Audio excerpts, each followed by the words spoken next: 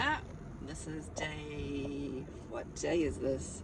Day 3 in Nelson. See, we're on holiday, so you shouldn't have to worry about what day it is. And we're off to Mohua, also commonly known as Golden Bay. We are excited to check out this area.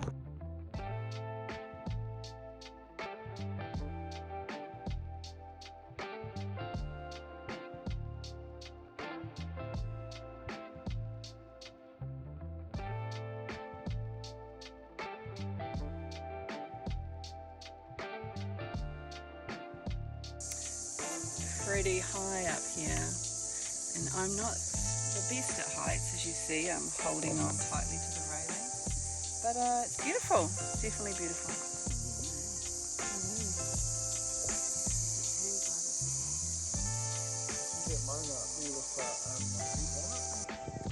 Me and Francis, we live life on the edge out here. Just been doing a bit of rock climbing. Just come out of the Takaka Hills ranges and now in a place called Upper Takaka. Now I'm told reliably that there's a bit of a hippie presence on this side of the hill. Alternative lifestyle is actually sorry, the appropriate term in 2024 is alternative lifestylers. So I'm not sure exactly what that is, but if I see an alternative lifestyler, might try and get some footage. Okay, we're in downtown Takaka, standing in the middle of the road because I'm trying to be alternative, but I'll move now. I've seen my first alternative lifestyler. I was here about 3 seconds when one was pointed out to me. Let's just say dreadlocks is a good indicator.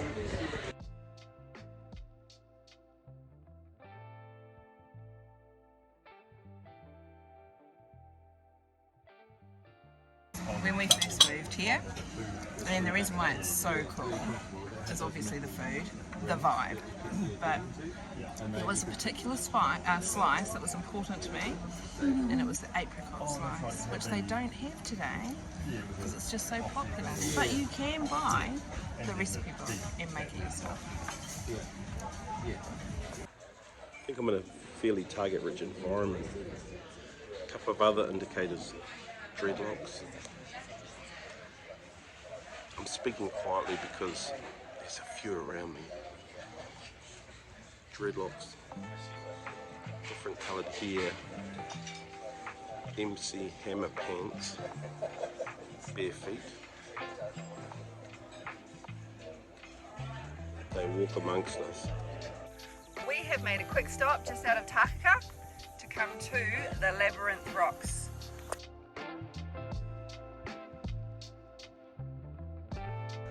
Okay, well here's the cool thing. Locally they call this the maze, and it's free. You don't have to pay anything, but worth a quick wander around.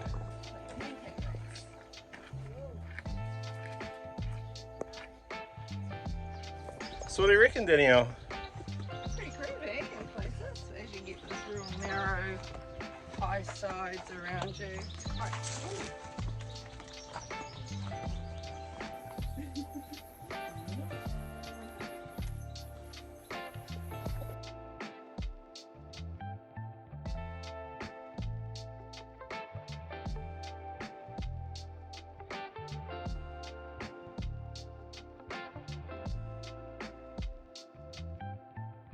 This is the Abel Tasman Memorial. Liger Bay is just behind us here, and in 1642 this was when Abel Tasman first arrived here and encountered the people who were living here. I suppose one of the challenges for us is, you know, both Danielle and I are Indigenous to New Zealand, both of Māori descent.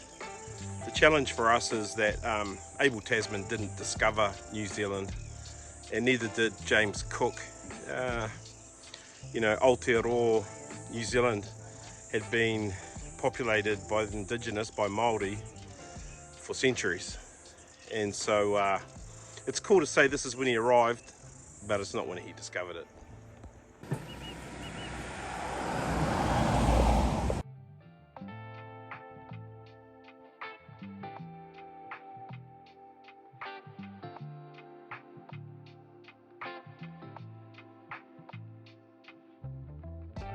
the other day we were at the southern end of the Abel Tasman coast track, and today we're at the northern end. So we're just going to have a little walk. Just here in the middle of the track, and the reason we've stopped is because of the loudness of the cicadas, and we're just talking about how it takes away your S Sound. the sound of the S. When you say it. So if you say things, you can't hear the S on the end of things. So we're just going to stop for a second so you can hear what we're hearing.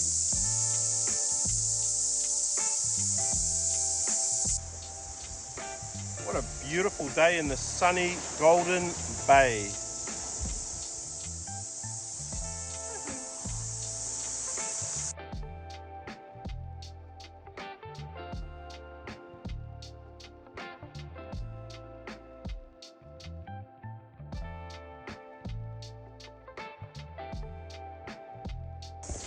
So yesterday Francis was telling us that the Abel Tasman walkway is one of the premier walks of New Zealand, and fair to say, if you're walking through beautiful native bush for 4 days, you've got the coast right there next to you, it's pretty special.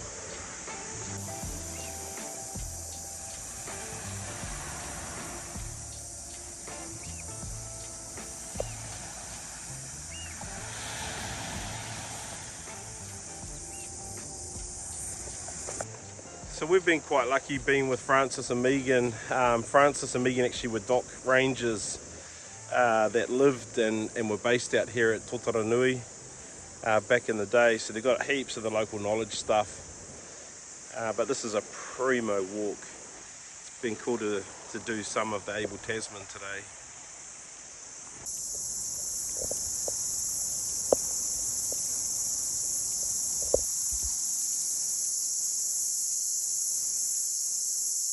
So part of the walking at the moment for us is about training for the trip too. And so we're trying to get fit for Europe. I think maybe I'll come back fit from Europe. Me too. That's the smell I like there, babe.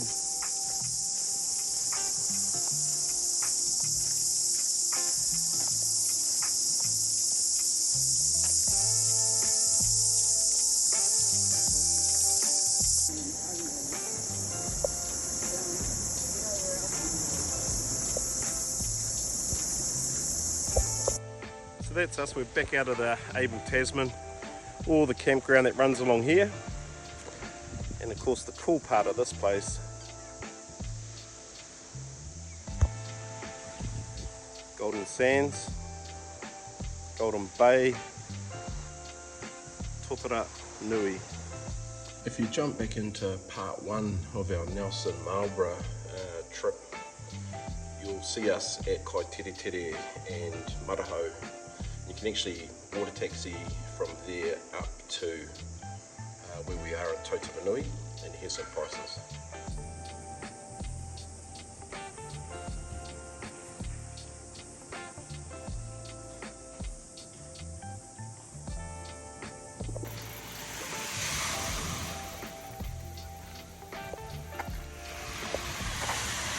So $18 a night gets you in the campground here.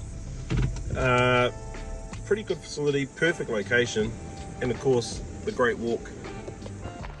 Yeah, we're a bit hungry, it's after lunch. So Francis said he knew a place we could go.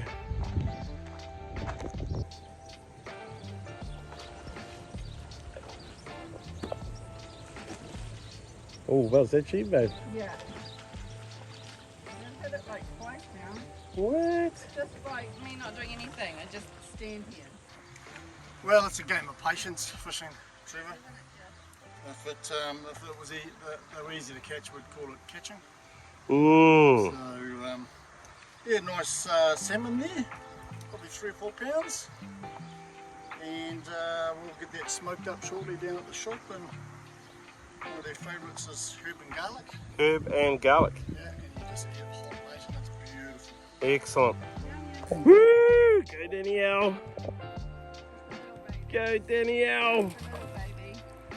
Gonna get that Yep, I'll get the net once I see that fish there. Woo-hoo-hoo. So Danielle, kaituki salmon fishing. Oh yes, I like a salmon to eat you, so sorry. So once you catch it, you'll wander over here and they'll come and weigh it and whatnot, and then smoke it to your choice.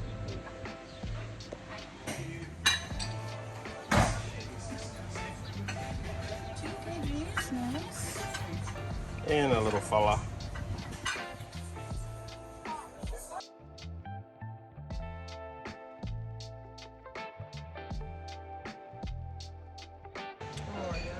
So was swimming around less than sort of 30 minutes ago.